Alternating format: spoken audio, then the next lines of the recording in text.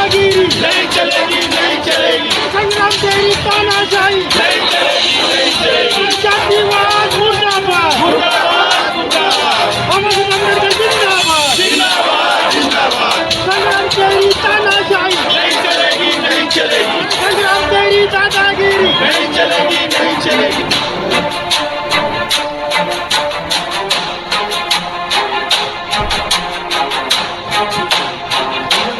आप देख रहे हैं पब्लिक मुद्दा।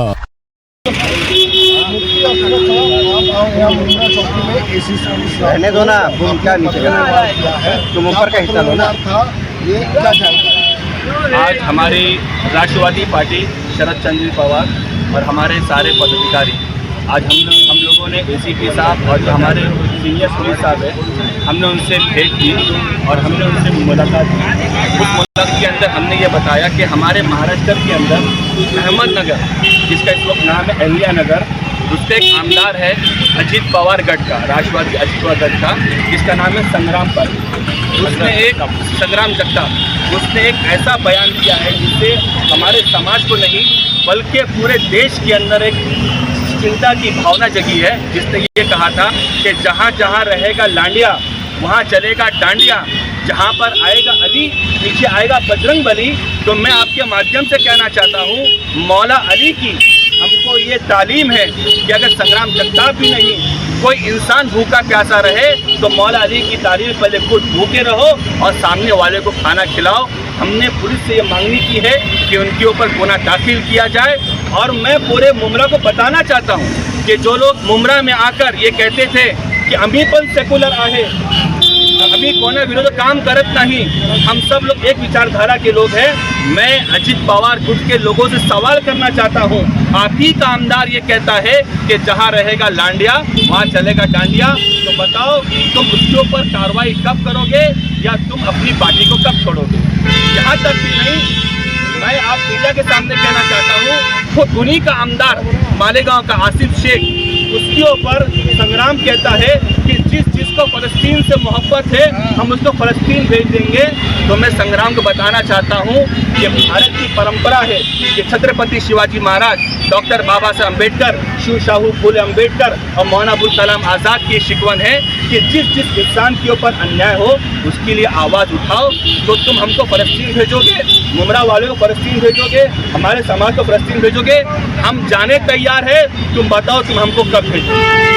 हम इस माध्यम से हमने उनके ऊपर गुना दाखिल किया है और हमको पूरी आशा है, पूरी हमको ऐसी उम्मीद है कि ये अपने भड़काऊ भाषण से बाज आएंगे और सरकार उनके ऊपर कड़क एक्शन लेगी।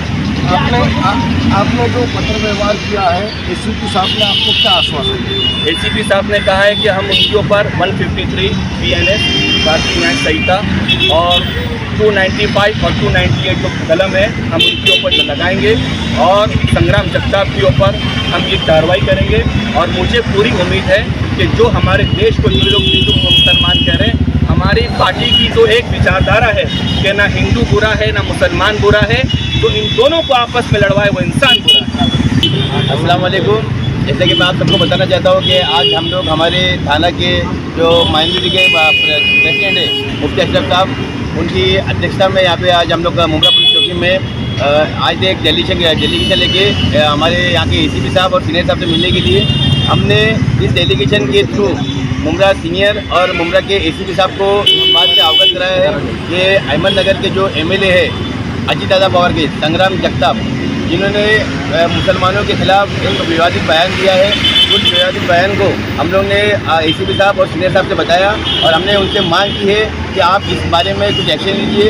एसीपी साहब ने हमको आश्वासित किया है कि हमेशा जब मुमरा पुलिस ने ऐसे सब मामलों पे सख्त से सख्त कदम उठाया है और उस पर एक्शन लिया है। मेरी आप लोग के माध्यम से गुजारिश है उन लोगों से जो मुमरा में बड़े बड़े दावे करते हैं, अजीत दादा पवार गुट के नगर सेवक हो, माजी नगर सेवक हो या कार्यकर्ता हो या उनके लीडर, जो मुमरा में आके मुमरा वालों को, मुमरा के मुसलमानों को जो बेवकूफ़ बनाने का काम करते हैं कि हम सेकुलर है, हम सेकुलरों के साथ में है। तो मेरा खुला चैलेंज है अजीत दादा पवार के सारे कार्यकर्ताओं को कि आपकी पार्टी का MLA मुसलमानों के खिलाफ इतना गंदा और इतना घटिया बयान देता है, तो अगर तुम्हारे अंदर ज़रा भी शर्म बाकी रहेंगी, तुम्हारे अंदर ज़रा भी ईमान बाकी रहेगा, तो आइए और आके खोल के अपना विरोध प्रदर्शन कीजिए। अगर आपके अंदर थोड़ा सा भी ईमान बाकी रहेगा तो मैं चाहता हूँ कि आप उसका विरोध प्रदर्शन कीजिए, या अगर आपने विरोध नहीं प्रदर्शन किया तो हम ये समझ लेंगे कि आपके अंदर का मुसलमान मर चुका है और आप भी जो है उन फिरका परस्त ताकतों के साथ में मिल चुके हो। तो है संग्राम जगताप, जिन्होंने विवादित बयान दिया, उनके खिलाफ आप प्रोटेस्ट कर रहे हैं, लेकिन आप खुद यहाँ पर एक विवादित नारा लगा रहे थे। विवाहित नारा मतलब जब वो इतने नीचे एक एमएलए जिसको बाबा साहब अम्बेडकर ने संविधान दिया और लोगों ने उसको एमएलए बनाया, और वो हमारे भाइयों को अगर खुला बोलता है तो हमने क्या विवाद किया? अरे हमारा तो अजीत दादा है ना, अजीत दादा आप सेकुलर हैं, आप सेकुलर का वोटिंग मांगते हो तो पहले उसका राजीनामा दो, फिर आगे बात करो। ऐसा एक एमएलए एक भड़काऊ भाषण करता है। और यहाँ के जो नगर से हो गए नजीब मुल्ला जग से, यहाँ के जो नेता है राजन दादा, वो भी मुस्लिम समाज की बात करते हैं। अगर उनमें ईमान बाकी है, वोट के लिए खाली मुस्लिम समाज के साथ में मत आओ, इस वक्त तुम आओ और उसका निषेध करो, तब मैं सही दिल से तुमको मानूंगा। क्या बात है, क्या बात। 2014 से जब से सांप्रदायिक ताकतों की जो सरकार आई है, बार बार माइनॉरिटीज़ के ऊपर कोई बातों को लेके कोई भड़काऊ भाषण देता है, कोई मॉब लिंचिंग के ऊपर कोई समाज को तकलीफ देने की कोशिश करता है। मैं सरकार से यही निवेदन करूंगा कि ये बार बार कोशिश करने के बाद आप उस पर क्या एक्शन लेते हो।